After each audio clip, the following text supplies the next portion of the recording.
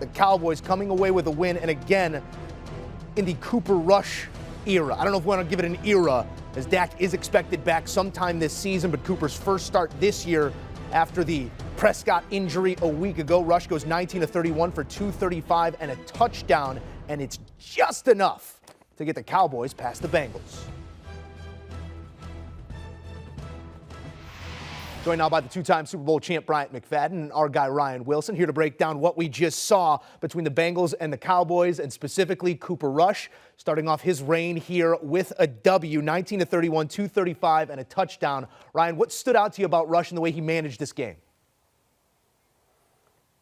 Well, it started quick, and there was a long lull, and then it finished quick because he wasn't asked to do a whole lot. That first drive was fun to watch. They played with a little tenacity there. Noah Brown, who we knew about last week because he had to step in, not the quickest guy in the world, but he'll make plays for you, and he and Cooper Rush had a good relationship from all that practice time together, and it paid off early in the game. But then it felt like Mike McCarthy turtled up a little bit, leaned on the running game, and you can understand why. Lean on that defense, you can understand why as well. And then at the end, they had to make a few plays, and Cooper Rush did that as well. And look, I give Mike McCarthy a ton of credit. I ain't a huge Mike McCarthy guy when it comes to in-game decision-making. 4th and 2, that first drive, they went for it and got it. A few plays later was the touchdown pass to Noah Brown. So look, we talk about this with the Browns trying to stack wins without Deshaun Watson.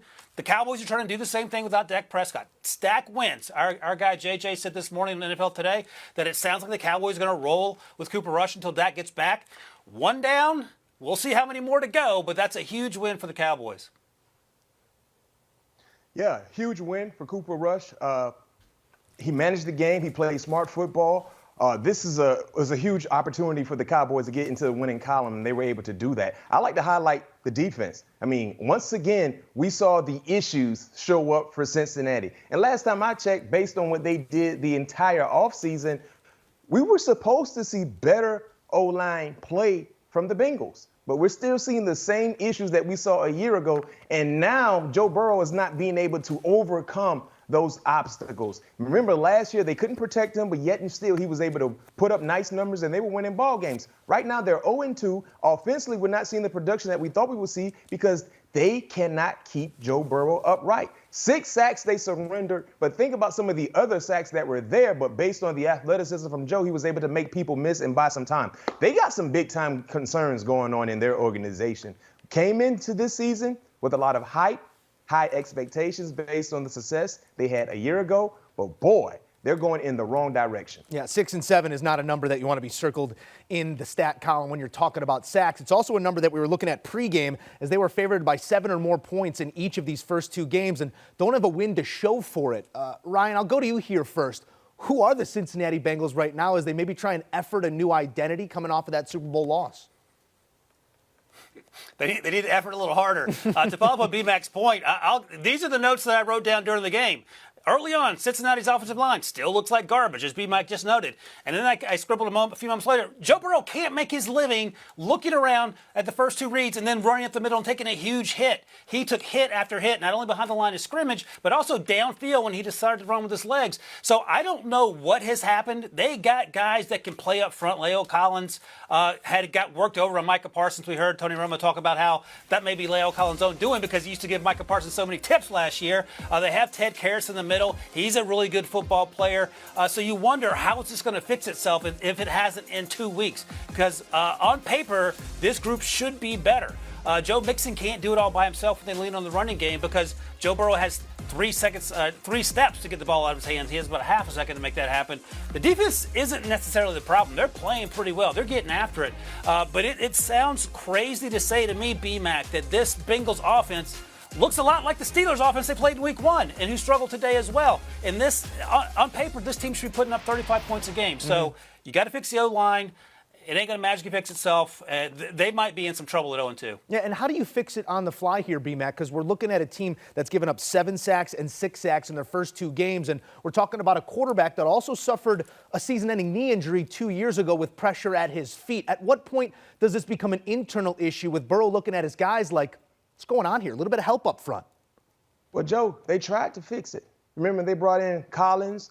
They brought in free agents on the offensive line, made some draft picks as well. So personnel-wise, it's a different group than what we saw last year. But it's the same outcome. I don't care how good Joe Burrow is. I don't care how good your quarterback is. If they're consistently running for their life, looking over their shoulder, they're not going to be productive at all. And that's what we're seeing. I mean, right now, this is a team that's 0-2. We know what the woes they have, but how do you make the line better? I don't know. Remember, they tried to do certain things last year, but that was the most consistent thing within their offense was bad offensive line play. They just was able to overcome that. Now, if you look at their schedule moving forward, they got to travel to the Jets. They got Miami, got Baltimore, got New Orleans. And then after that Saints game, you get Atlanta.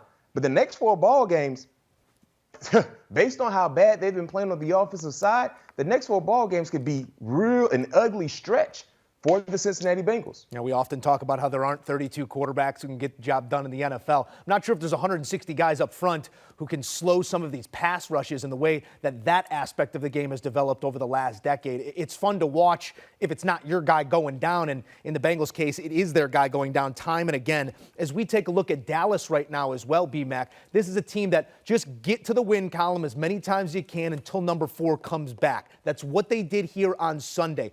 How do you build off this? I mean, you've been in these rooms before. How do you build off of this momentum when you are down your guy and you're trying to prove that you're not going away? Everybody's talking the whole week about how the season's over for the Cowboys. How valuable is a win like this, and how can it lead to more wins? What needs to be done? It does something to the morale of the team. I mean, everyone kind of gathered around Cooper because they knew he was stepping into some big shoes. But we saw real good, efficient play from the Cowboys, smarter play. We didn't see all the unnecessary penalties that we've seen, especially last week. And they ran the football. As a team, they had over 100 yards on the ground, led by Ezekiel Elliott. So that has to be the mindset. Run the football and play smart football. And that's what the quarterback has to do until their franchise guy get back into the lineup. So you look at, I think they have the Giants next week. They travel to New York to play the Giants. That's a divisional game. You know how important that game is, but that's another opportunity. It's a winnable game. I know that the Giants are 2-0, but that's a winnable game based on the style of play that we saw today. So it's all about doing it the dirty way, in the trenches. Dominate the game in the trenches and play smart football. They have a shot. Do you want a sports network that delivers everything that matters about the game? The highlights, the picks, the instant analysis, no yelling, no fake debates, no politics. Hit the subscribe button and never miss a moment.